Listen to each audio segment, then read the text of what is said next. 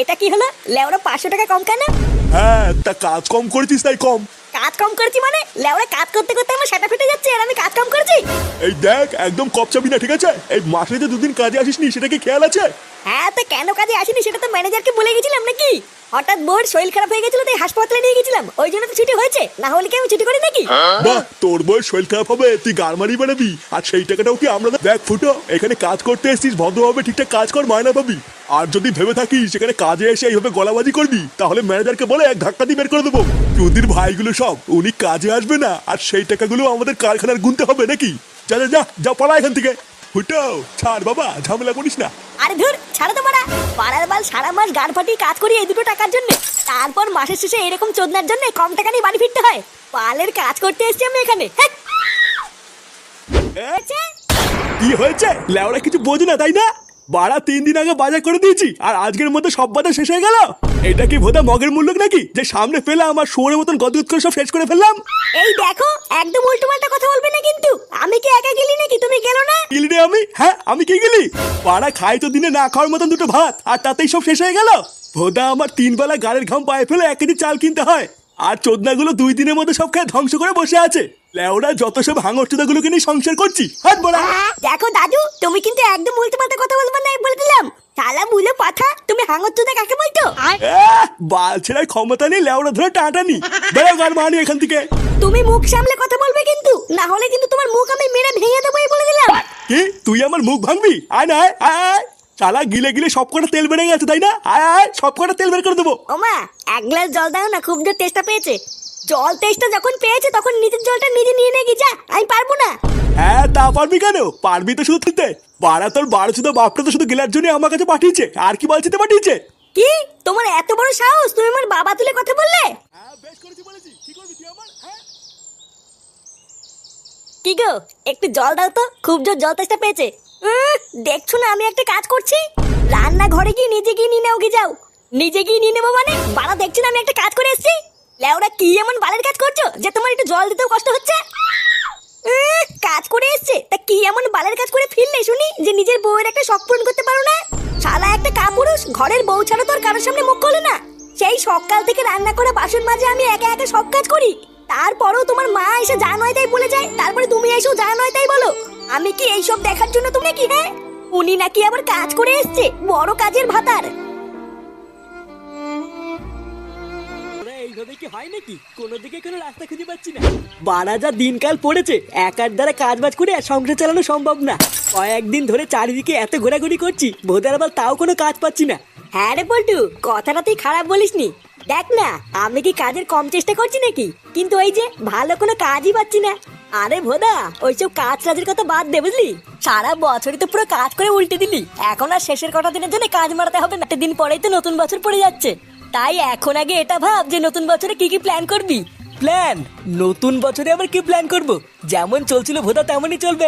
আরে না গো পটদা, নতুন বছরের জন্য আমার মাথায় একটা সেটা ভাঙা প্ল্যান আছে গো। বাড়া আমি তো ভেবেই রেখেছি নতুন বছরে আমাদের এই পুরো ক্লাবটাকে পুরো গাড় ফাটা করে সাজাবো, তারপরে এই ক্লাবে কিছু নতুন নতুন সদস্য ঢুকাবো। কি বলো পটদা? হ্যাঁ, কথাটা তুই খারাপ বলিসনি, ক্লাবে নতুন সদস্যরও দরকার। কিরে ফুটা, সেই থেকে খেয়াল করছি তুই চুপচাপ মন মরা হয়ে বসে আছিস, কিছু হয়েছে নাকি? আর বলিস না বাড়া, আমার এই জীবনটা না পুরো ধ্বংস হয়ে গেছে, বুঝলি? আজ গেলে আমরা মাসের শেষের মাইনা দেওয়ার কথা ছিল, তাই সকালবেলা কারখানায় গিয়ে মাইনা চাইতেই। এই মাসে যে 2 দিন কাজে আসিসনি সেটা কি খেয়াল আছে? তোর বউয়ের শরীর খারাপ হবে তুই গারমারি বানাবি, আর সেই টাকাটাও কি আমরা দেবো নাকি? দেখ ফুটো, এখানে কাজ করতে এসেছিস, ভদ্রভাবে ঠিকঠাক কাজ কর, মায়না পাবি। আর যদি ভেবে থাকিস সেখানে কাজে এসে এইভাবে গলাবাজি করবি, তাহলে ম্যানেজারকে বলে এক ধাক্কা দিয়ে বের করে দেবো। এটাই তো হয় রে, আমাদের মতন গরিবদের সাথে এটাই হয়। বাড়া তোমার বাড়িতে বা সংসারে কি কি সমস্যা হচ্ছে তাতে বাইরের কারোর কিছু যায় আসে না। তুমি খেয়ে আছো, তাদের ওদের কোনো বাল ছেড়া যায় না, ওরা তো শুধু নিজেরটাই বোঝে। হ্যাঁ, তারপরে শোন না আরো কি কি হয়েছে। মাইনা পেয়ে মন খারাপ করে বাড়ি ফিরতে না ফিরতেই দেখি মা আর বাবা ঝামেলা করছে। আমি শুধু মাকে গিয়ে একটু বলেছি, ও মা 1 গ্লাস জল দাও না, খুব জোর তেষ্টা পেয়েছে। জল তেষ্টা যখন পেয়েছে তখন নিজের জলটা নিজে নিয়ে নে, যা। আমি পারবো না। কি গো, একটু জল দাও তো, খুব জোর জল তেষ্টা পেয়েছে। দেখছো না আমি একটা কাজ করছি? রান্না ঘরে গিয়ে নিজে গিয়ে নিয়ে নাও, কি যাও। এ কি রে ফুটো, এ তো দেখছি তোর বাড়িতে তোর কোনো দামই নেই। পাড়া তুই সারাদিন এত কষ্ট করে পরিশ্রম করে কাজ বাজ করে বাড়ি গেলি, আর তোকে কেউ 1 গ্লাস জল পর্যন্ত দিল না। বাড়া আমাকে কেউ এক ফোঁটাও ভালোবাসে না জানিস। আমি সারা দিন রাত এত কষ্ট করে পরিশ্রম করি, তাও বাড়িতে আমাকে এক ফোঁটাও কেউ দাম দেয় না। আমি তো ঠিক করে নিয়েছি, আমি লাউডার এখানে থাকবো না, আমি অনেক দূরে চলে যাব। নে রে, এ তো আবার মাগি মানুষের মতন কান্না শুরু করে দিল। না রে ফটকে, তুই ফুটোর কষ্টটা বুঝবি না।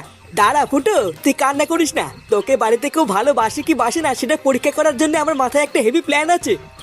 প্ল্যান? কি প্ল্যান? তবে শোন, প্রতিদিনের মতন তুই কালকেও সকাল সকাল কাজে বেরিয়ে যাবি, বুঝলি? তারপর আমি আর ল্যাংচা তোর বাড়িতে গিয়ে ডাকবো, কাকু ও কাকু, কাকু তাড়াতাড়ি বাইরে আসো কাকু।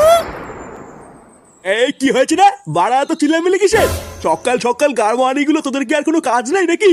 আরে কাকু, ওইদিকে বিশাল বড় বিপদ হয়ে গেছে, তাড়াতাড়ি চলো। বিপদ? কিসের বিপদ?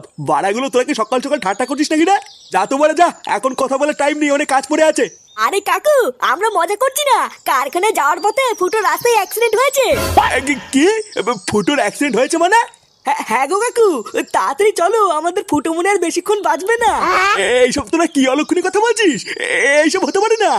এই গিন্নি, এই কই গো গিন্নি, তাড়াতাড়ি এসো।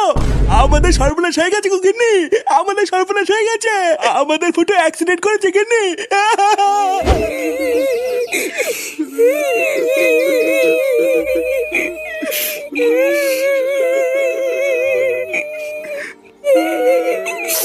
আমার ফুটো আমাকে ছেড়ে চলে গেল।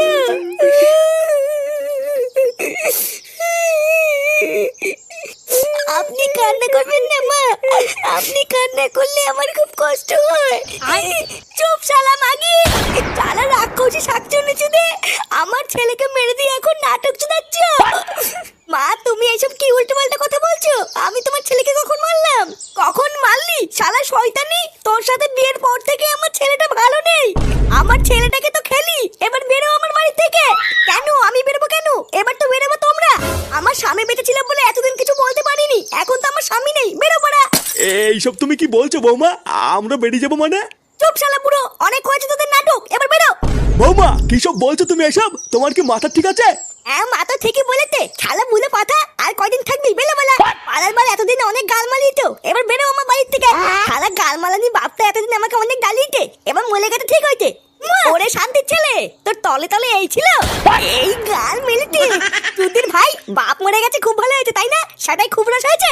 শালা যেই দেখেছি আমি মরে গেছি, আরে মাগি আর এই শান্তির ছেলে রস বেরিয়েছে। হ্যাঁ আজ লেওরে এই মাগি আর এই শান্তির ছেলে দুটোই শেষ।